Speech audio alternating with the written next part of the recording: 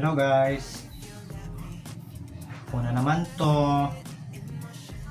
Sino-sino na dyan nakapag-deposit ng fancy token kay CoinsPH?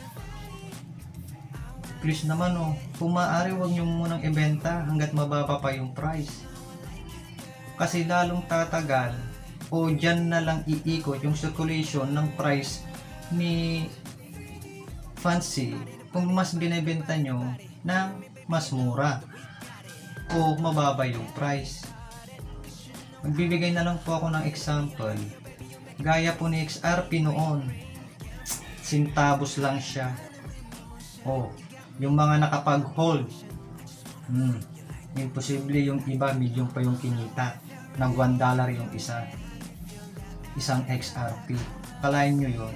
Di antayin din natin tumaas si fancy para yung pagod at puyat nyo di mas lalong nabayaran ng mas malaki. Tama po ba? Kaya hold lang. Hindi naman porket nakapag-deposit na kayo, benta nyo agad.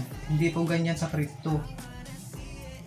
Antayin nyo pong tumaas. Kasi pag binebenta nyo ng mas mababa, mas lalong tatagal ang pagtaas ng isang token. Gaya po ni XRP, noon centavos lang yan. Sino yung mga yumaman? Yung mga nakapag-hold lang. Kasi inantay nila na umabot ng $1. Kalain mo yun.